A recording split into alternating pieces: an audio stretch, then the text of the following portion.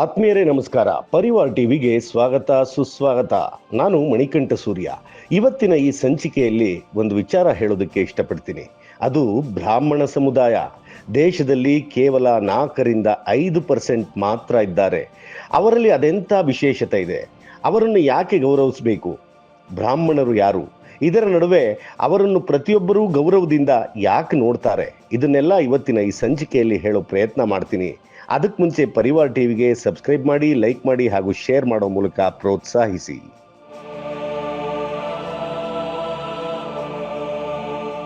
ಸ್ನೇಹಿತರೆ, ಬ್ರಾಹ್ಮಣ ಸಮುದಾಯ ಕೇವಲ 4-5% ಕೂಡ ಇವತ್ತಿಗೂ ದೇಶದ ಉನ್ನತ ಸ್ಥಾನಗಳಲ್ಲಿ ಬಹುತೇಕ ಬ್ರಾಹ್ಮಣರೇ ಇದ್ದಾರೆ. ವಿಚಾರ ಇಷ್ಟೇ, ಬ್ರಾಹ್ಮಣರು ಊಟ ಮಾಡುವಾಗ ಒಂದು ತುತ್ತು ಕಡಿಮೆ ಆದರೂ ಯೋಚಿಸೋದಿಲ್ಲ. ಆದರೆ ಶಿಕ್ಷಣದ ವಿಚಾರ ಬಂದರೆ ಯಾವುದೇ ಕಾರಣಕ್ಕೂ ಸಂಸ್ಕಾರ ಆಚಾರ ವಿಚಾರದಲ್ಲಿ ಕಾಂಪ್ರಮೈಸ್ ಆಗೋದೇ ಇಲ್ಲ. ಅದಕ್ಕೆ ಸಾಕ್ಷಿ ನೋಡಿ, RBI ಗವರ್ನರ್ ಬ್ರಾಹ್ಮಣರು, Sanjay Malhotra foreign minister S Jaishankar, ISRO chairman doctor V Narayan, supreme court chief Ravikumar Prasanna ಹಲವರಿದ್ದಾರೆ.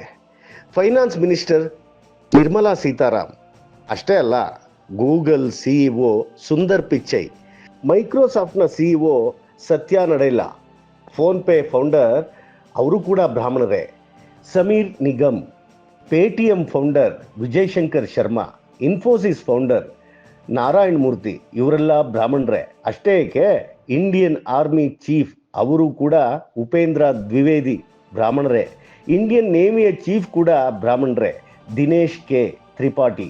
ಭಾರತೀಯ ಸೇನೆಯಲ್ಲಿ 22% ಜನ ಸೈನಿಕರು ಬ್ರಾಹ್ಮಣರೇ ಇದ್ದಾರೆ. ಇದು ದೇಶಭಕ್ತಿ ಹಾಗೂ ವಿದ್ಯಾಭ್ಯಾಸ. ಇದನ್ನು ಕೇಳಿಸ್ಕೊಳ್ಳೇಬೇಕು. ಭಾರತ ರತ್ನ ಪ್ರಶಸ್ತಿ ಪಡೆದ 48 ಜನರಲ್ಲಿ 23 ಜನ ಬ್ರಾಹ್ಮಣರೇ. ಆಲ್ಮೋಸ್ಟ್ 50% ಜಾತಿ ಅನ್ನೋ ಭೂತವನ್ನು ಪಕ್ಕಕ್ಕಿಟ್ಟು ಕೇಳಿ.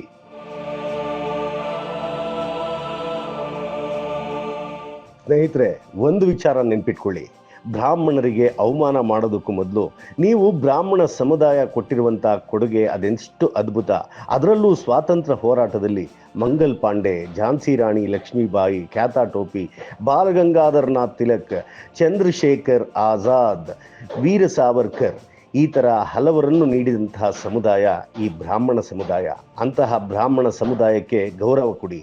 ಹೌದು ರೀ, ಇವತ್ತಿನ ಸಮಾಜದಲ್ಲಿ ಜಾತಿಗಳ ನಡುವೆ ಸಮರ ಹೆಚ್ಚಾಗ್ತಿದೆ.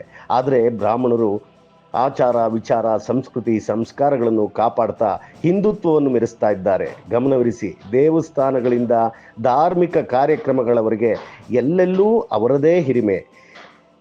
ನಾವೆಲ್ಲ ಬ್ರಾಹ್ಮಣರಿಗೆ ಗೌರವಿಸೋಣ. ಹಾಗೆ ಇನ್ನೊಂದು ವಿಚಾರ, ಬ್ರಹ್ಮಜ್ಞಾನವನ್ನು ಪಡೆದವನು ಬ್ರಾಹ್ಮಣನೇ.